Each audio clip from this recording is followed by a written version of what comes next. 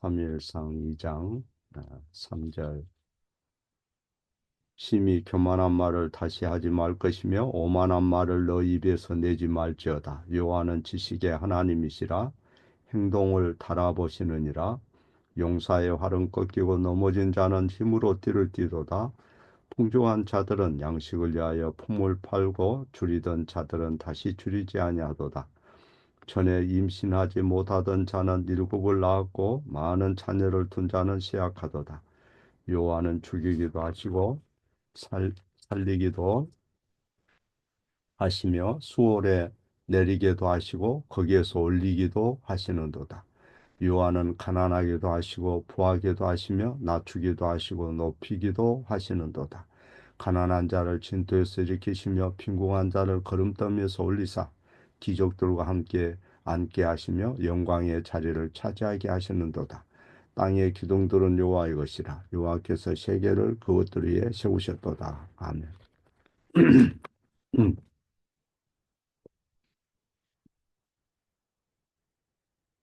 제 10조 20질문. 당신은 하나님의 섭리를 어떻게 이해합니까? 하나님의 섭리란 그의 언제 어디나 임하는 전능한 능력으로 하나님께서 그의 손으로 친히 천지와 모든 피조물들을 여전히 보존하고 다스림으로 입시와 불피와 가뭄, 풍년과 흉년, 음식과 음료, 건강과 질병, 부와 가난, 참으로 만물 만사가 우연이 아니라 아버지의 손길로 임하는 것입니다. 예.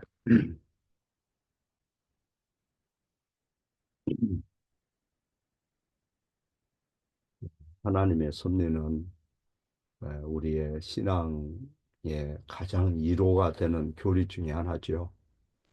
가장 1호를 주는 교리가 뭐냐? 하나님의 섭리 교리예요.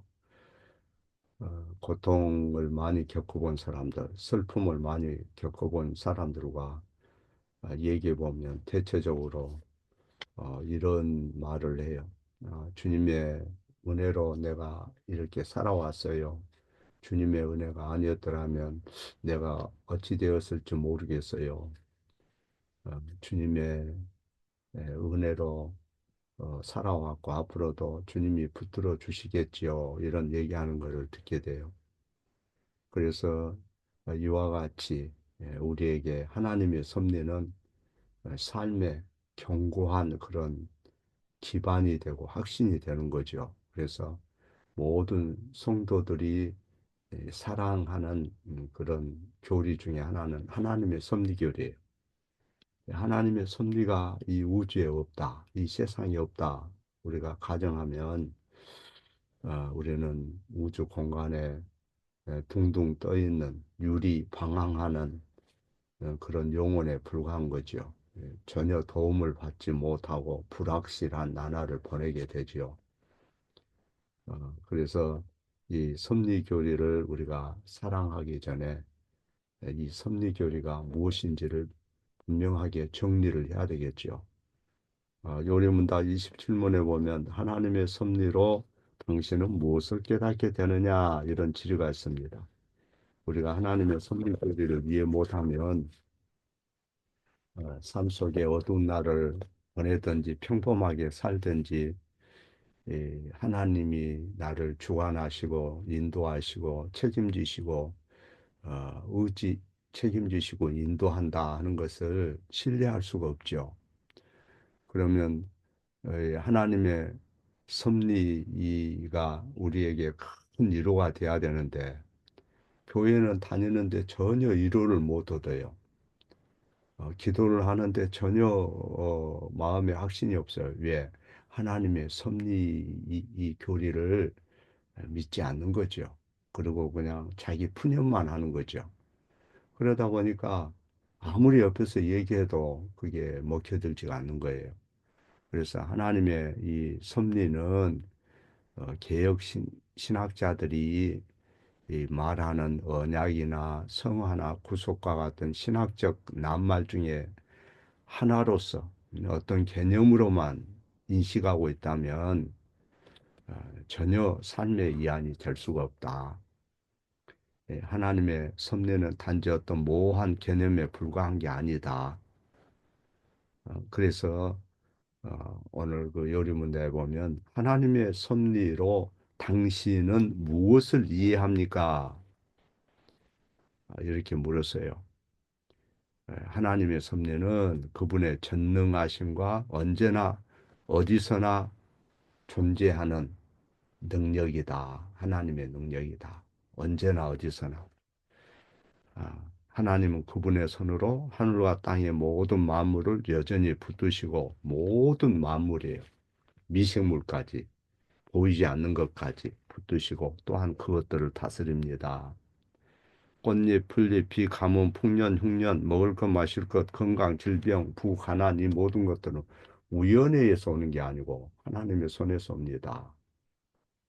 이렇게 이거를 성경을 요약해서 우리에게 가르치죠. 이런 섭리 교리를 지식적으로는 누군가 쭉 얘기할 수 있겠죠. 지식적으로. 그 개념을 설명하는 데는 잘 할 수 있어요. 개념으로. 하나님이 온 세상을 지으셨고요. 그것들을 유지 보존하시고요. 모든 것이 그분이 통제하셔요. 정부도 통제하고요. 국가도 그분의 손에 있고요. 모든 어, 사시사철이나 재난이나 하늘의 행성들이나 전쟁이 일어나고 안 일어나고 사람이 살고 죽고 또 평안을 누리는 것도 하나님이 다스리셔요. 이렇게 개념적으로는 알 수가 있어요. 개념적으로. 개념으로는, 생각으로는 알아요. 음. 그런데 자기의 그 작은 삶, 자기의 사소한 삶, 평범한 삶에는 전혀 적용시키지 못하는 그런 성도들이 있다, 이 말이야. 그냥 조금만 무슨 일 있으면 흔들려 버리고, 불안하고, 불평하고, 못 살겠다고 그러고, 잠을 그냥 설쳐버리고. 그런, 그런 사람들은 하나님의 섭리가 모호한 어떤 개념에 불과한 거예요. 애매한 개념에 불과한 거죠. 그래서 28문에 보면, 이 하나님의 섭리에 대해서 어떻게 얘기합니까? 하나님께서 모든 것을 창조하셨고, 여전히 그것을 유지한다는 사실을 아는 것이, 이 섭리 교리를 아는 것이 당신에게 어떤 도움이 됩니까? 이렇게 물어요. 그 섭리 교리를 정말 아냐? 어? 우리가 지식적으로는 머리로는 줄줄 깰 수 있어요. 쭉 설명할 수 있어요. 그런데 그것이 너한테 도움이 되냐 이 말이야. 그 대답은 우리가 역경에서 인내할 수 있습니다. 그랬어요. 하나님의 섭리 교리를 바로 알면 역경에서 이해한다 이 말이야. 막 들레고 막 정신을 잃어버리고 성질 내고 얼굴이 울그락불그락하고 잠을 못 자고 그건 하나님의 섭리 교리를 온전히 받아들이지 못했기 때문에 그러는 거죠. 그래서 로마서 8장 22절에 모든 피조물이 해산의 고통처럼 함께 탄식하며 함께 고통한다. 이렇게 얘기하지 않습니까? 우리가 교회 공동체 속에 속해서 믿음 생활을 똑같이 하고 똑같은 목사에게서 늘 말씀을 듣고 새벽마다 말씀을 또 듣고 수요일 날도 말씀을 듣고 그렇게 하지만 각 성도마다 사정이 다 틀려요. 환경이 틀리고 각 성도마다 견뎌내야 하는 암이 있고 당뇨도 있고 만성 통증도 있고 어떤 사람은 우울증에 걸려 있고 어떤 사람은 불안 장애가 있고 또 어떤 사람은 자녀를 잘 키웠는데 하나님 안 믿고 또 어떤 사람은 돈에 대해서 너무 어려운 가운데 염려 가운데 살아가요. 그것만 있는 게 아니고 때로는 살다 보면 이혼도 있고 교통사고 같은 문제가 생겨가지고 또 법적 문제에 또 어, 고통 실험 당하는 사람도 있고 또 일터가 신찬하든지 직장에 잘 다녔는데 문제가 생기든지 요즘에는 PC 중독자가 많아요. PC 중독. 방 안에 앉아갖고 계속 휴대폰 만지고 정신을 잃어버리고 계속 하루 종일 그러고 그 다음날도 그러고 밤늦게 그러고 그러면 이제 병드는 거죠. 정신이 망가지고 육체도 망가지고 어미는 어미대로 휴대폰 만지고 아들은 아들대로 휴대폰 만지고 그 무슨 그 가정이겠어요. 또 그것만 있는 게 아니에요. 자녀 학대하는 그런 사람도 있고 가족 간의 갈등 이런 것은 더 이상 우리에게 낯선 일이 아니에요. 주변에 너무너무 많아요. 또 어떤 사람은 하나님 은혜 가운데 나름대로의 조용한 생활을 해왔는데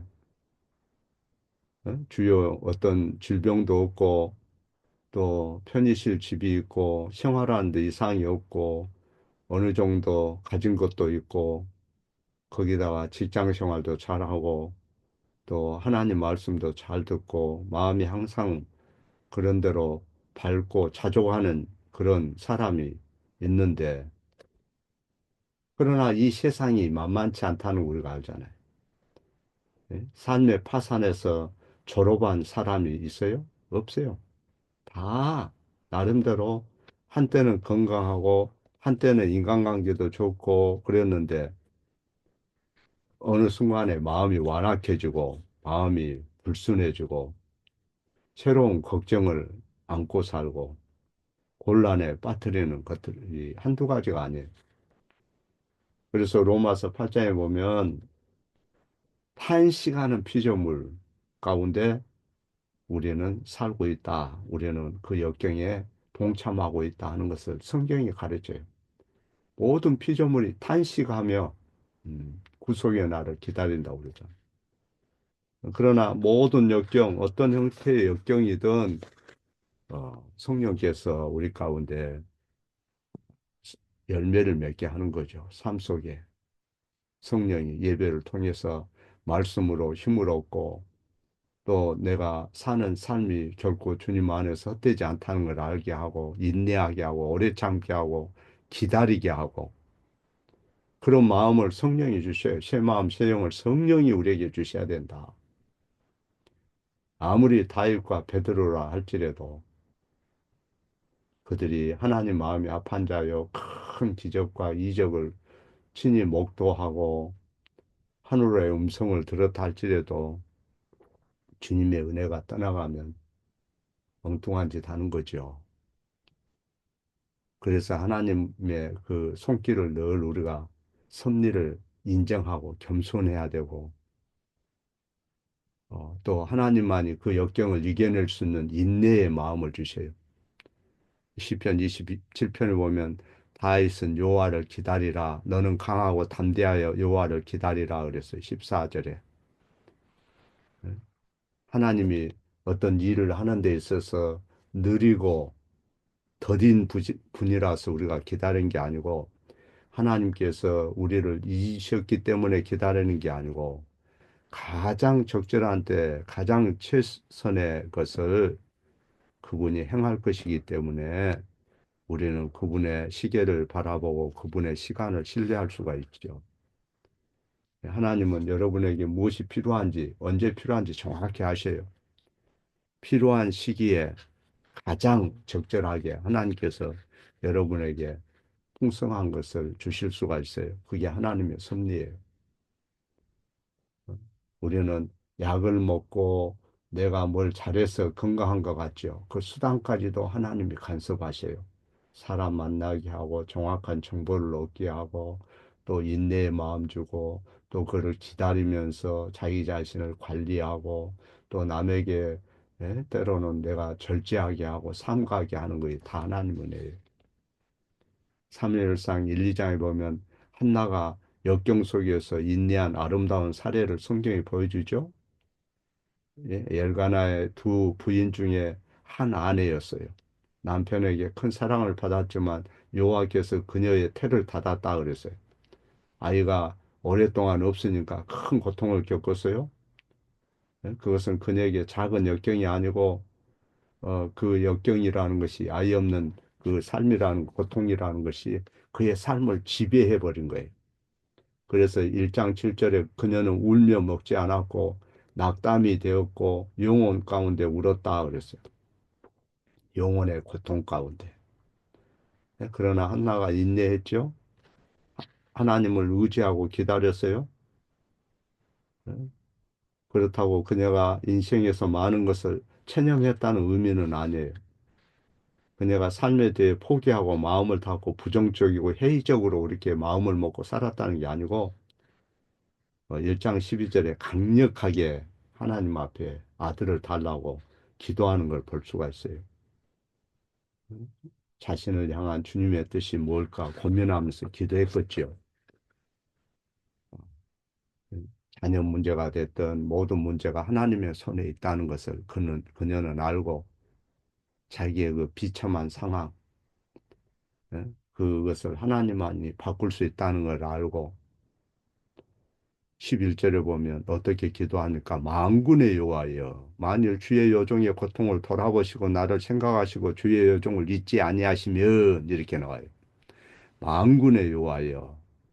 예? 만군의 여호와의 만군이 누구죠? 예, 성경은 하나님을 만군의 이 총사령관으로 말해요. 총사령관. 어, 사무엘상 17장에 보면 다윗이 나는 만군의 여호와 이름 곧 이스라엘 군대의 하나님으로 내게 가노라 하면서 골리앗을 맞섰죠. 하늘의 만군. 열왕기상 22장 19절에도 하늘의 만군이 그 좌우에 모시고 서 있더라 그랬어요. 하늘에 있는 권세를 가진 그 천사들을 만군이라고 그래요. 만군의 여호와라는 말은 우주에서 모든 권세자들을 통치하고 통제하는 주님이다. 인간이 됐든 하늘의 천사들이 됐든 여호와의 손에 있다. 최고의 힘, 전지전능한 그 권세, 그 능력이 이 하나님께 있다. 이게 사실이라면 한나가 여호와를 기다리고 만군의 여호와여라고 부르면서 그가 인내하면서 기도했던 것은 정말 잘한 거예요. 그래서 해마다 만군의 여호와를 예, 기도와 믿음으로 기다린 거죠. 1장 7절에 매년 한나가 그랬어요. 매년 한나가 여호와의 집에 올라갈 때마다 그가 울고 먹지 아니하며 어, 매년 고통이 한두 해가 아니고 오래 지속됐어요. 오랫동안 아이가 없고 사람들이 자기를 사람 취급 안 하는 것 같으니까 이스라엘 사회에서는 자녀가 없으면요 굉장히 서러워요. 그래서 그 슬픔이 매년 지속됐어요. 그런데 그 역경이 어떻게 해결될지를 알았으니까 그 어려움을 이겨낸 거죠. 기도를 통해서. 그래서 결국 아이를 받았잖아요. 그 아들은 하나님께서 특별히 위대한 그 종으로 하나님이 키워요. 사무엘 잘 알죠? 어, 그녀의 고통이 나중에 놀라운 결말로 종결지어져요. 그녀의 그 괴로움이 행복한 어떤 열매로 나와요. 그것이 하나님의 섭리 교리예요. 하나님 의지하고 하나님이 누군지를 알고 고통 속에 기도해야 되는 거죠. 우리가 충분히 기다리면 우리가 바라던 것을 다 얻을 수 있다. 이런 뜻은 아니에요. 예. 우리가 살다 보면 현실이 만만치 않다는 걸 알고 있습니다. 겸손한 인내로 역경을 받아들이고 기도할지라도 때로는 고통이 쉽사리 사라지지 않는 것을 느낄 때가 한두 번이 아니죠. 항상 무슨 치유가 주어진 건 아니지만 주님은 항상 여러분을 도울 준비가 되어 있다는 거 알아야 돼요. 때로는 한나가 아이를 구하지만 아이를 주지 않을 수도 있고 다른 걸로 대체할 수도 있어요. 그건 하나님의 손에 있는 거예요. 하나님 아는 지식이나 요구를 경외하는 지혜나 믿음을 주실 수 있고 또 마음의 평안을 주실 수 있고 하늘의 영적인 보화들을 그리스도 안에 있는 것들을 그가 소망하도록 새 마음을 주실 수도 있고 이 세상에서 다른 것으로 하나님이 대체할 수도 있는 거예요. 그 하나님의 손에 있어요. 그래서 해마다 하나님께 간구했다 할지라도 그 문제가 쉽게 사라지지 않을 수가 있어요. 응답이 더딜 수가 있어요. 그러면 환난 중에 있는 우리를 하나님께서 때로는 응답이 더딜 때 하나님 우리를 잊으신 겁니까? 하나님 우리 기도를 무시한 겁니까? 간과한 겁니까? 때로는 하나님께서 우리를 기다리게 하고 또 기다리게 하셔요. 한나도 그렇게 했어요. 그가 속상하고 너무나 괴로워서 밥을 안 먹고 오랫동안 부르짖고 슬픔 가운데 눈물을 흘렸다 했어요. 물론 하나님은 때로 그 전능한 권세와 변함없는 사랑으로 우리를 붙드시고 우리의 기도를 들어주시는 거예요. 그게 하나님의 섭리예요. 우리가 기도할 때 하나님은 풍성한 복과 선물을 하나님이 주실 것이다 믿고 기다리면서 기도해야 돼요. 어, 어떨 때는 우리가 생각했던 것보다 우리가 알고 있는 것보다 훨씬 더 어려운 방식으로 응답하실 수도 있어요. 세상에서 하나님 물질을 주실 수도 있지만 하나님은 단지 물질만으로 응답하는 게 아니다. 하나님은 때로 자신을 주시고 그리스도를 통해서 하나님의 어? 어, 그 성부 하나님이 얼마나 우리에게 신실하신지 그런 것을 알게 하시고 한나처럼 역경이 계속될 수도 있고 그분의 그 말씀을 받아들이기가 어려울 때도 있겠죠. 그러나 그분의 사랑에서 우리를 끊을 수 있는 존재는 아무도 없다는 거 알고 그 섭리를 알면 잠잠히 겸손하게 교회에서 늘 함께 그리스도를 중심으로 우리가 함께 모이고 말씀을 듣고 겸손하게 자기 자신을 비우는 훈련을 해야 돼요. 그런 인내의 마음, 지혜의 마음, 통찰력, 믿음을 하나님께서 주셔서 금년에도 주 안에서 승리할 수 있기를 바랍니다.